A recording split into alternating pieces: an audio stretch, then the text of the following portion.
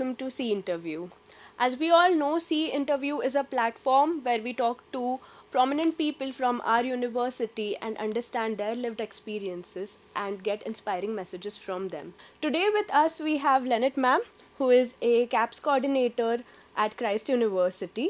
To tell you a little about CAPS, it is a center for academic and professional support, and Lynette ma'am heads it as educational counselor. She holds a lot of experience in psychological counseling and mentorship. Thank you so much, ma'am, for joining us today for this conversation.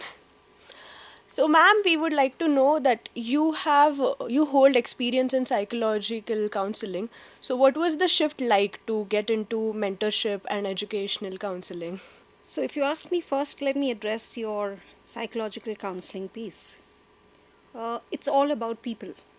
It's about understanding people and being able to take it from there. Right.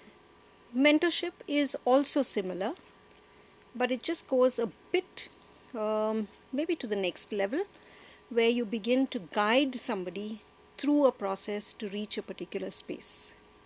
And that is what you're achieving through CAPS. Absolutely. So I gather that you must have touched a lot of lives with this mentorship. So is there any experience in CAPS journey that you hold close to your heart when you continue your journey here? Certainly. Actually, not just one. There are quite a few. Especially when students just begin to come into CAPS, we have an interviewing process and students then come in and register as CAPS volunteers.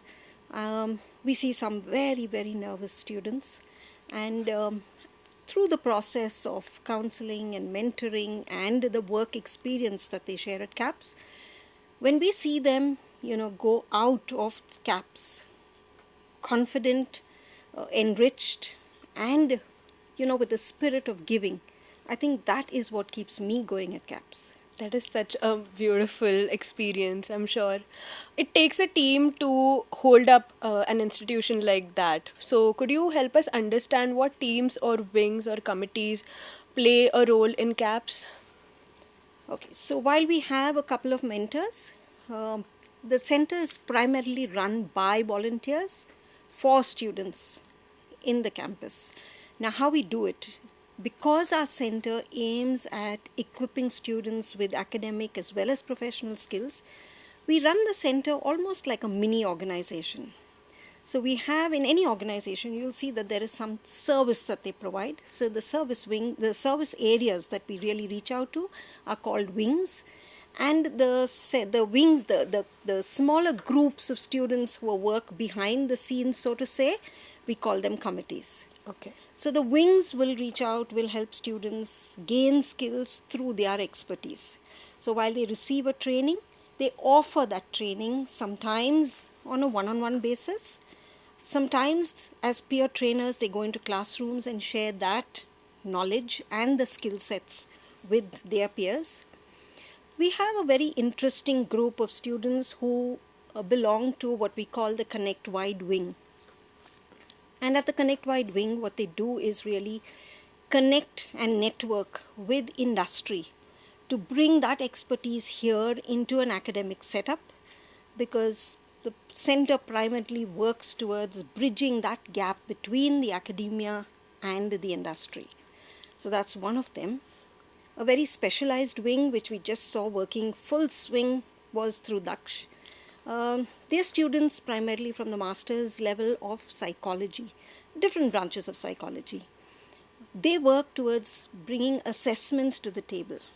So they've helped almost 500 students with personality, interest and aptitude tests during Daksh.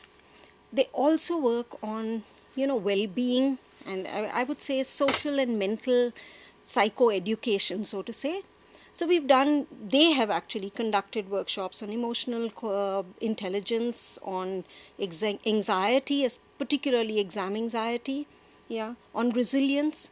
So they kind of work along with students while they assess a student's quotient in these areas.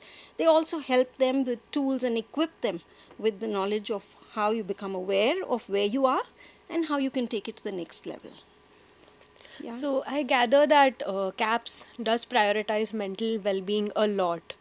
How important do you think is mental well-being or self-care when it comes to balancing academia and your professional life? Is that a personal question, or you're asking me about the students? In both the Both the ways. instances. Okay. So if you ask me, there is no, I worked in industry for a while, and I would shift that whole thing that we talk about when we say work life balance. I mean, life is work as well as, life that encompasses your personal space. Yeah. So it is about how you begin to enjoy the journey more than just say this, you fragmentize it and say this is work and this is, my life. Yeah. So when you begin to enjoy what you're doing, you begin to experience a satisfaction, and with the joy of being where you are, you are better able to actually give outside. And that is what I try and bring into CAPS in terms of my volunteers.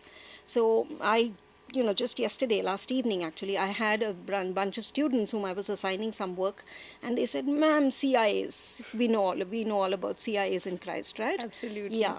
And then, I mean, I just asked them, "Are you going to be 24/7 working only on CIAs, or can we actually, work towards seeing how we can balance the two?" So this is a small example of how we bring that whole sense of bringing yourself into whatever you do, whether it's your personal life, whether it's academia, whether it's professional life, whether it's sport, whatever you're doing, engage completely and bring in that sense of satisfaction for yourself, so that the journey is important, not just the outcome. That is really beautiful. It is really important to find yourself in everything that you do and actually start loving it. So at CAPS, I think it's mostly peers helping peers, Yeah. right? Yeah. So when you are interacting with students and training them to mentor other students, what is the process like? Okay, so almost a complete semester is when we handhold them into training, but we also mentor them. Now, the difference between counseling and mentoring would be, while counseling will hear you out and allow you to go through that journey, mentoring will actually tell you, why don't you look at this particular space that needs a little bit of alterations, and then we kind of give them that sense of direction to move ahead. Yeah. So what we do here and how we actually allow our students to grow through that space to become better peer trainers is first to be able to understand where they are coming from. Yeah, what are their skill sets, what are their strengths. And I think CAPS does well simply because we constantly stress on the fact that they are volunteers. They are not here as experts, they are volunteers, and they are here to give of themselves. So the more you find yourself, the more you can give of yourself, right? That is really enlightening. So last question. What inspires you to keep going in this journey? People like you, the students in Christ. You bring in so much of energy. Bring in so much. You challenge us so much to change from what we were comfortable doing when we were growing up, or even through our journeys this far. There is so much that's changing. Today you have Chat GPT that's bringing in so much of a change. I'm learning with you, and for me, the fact that you never stop learning with youngsters like you is what keeps me going. That was really beautiful. Thank you so much, ma'am, for this amazing chat. I've had a lot of fun and I understood a lot of things that I was taking in a very different way, especially the work life balance thing that you just told me.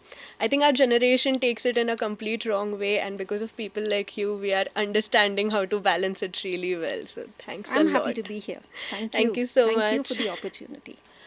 So, ma'am, would you have like a small message for all the Christites out there as they struggle with their CIAs and normal life as well? I find that Christ University gives you so many opportunities. It could be CAPS, it could be, any of your clubs, centers across the university. I would say grab these opportunities with both hands, make the most of them, and I think you're doing great.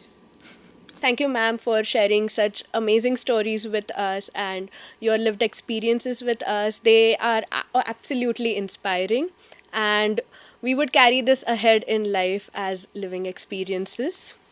Hopefully you all enjoyed today's episode. We'll see you again in next episode with more interesting stories, more interesting personalities.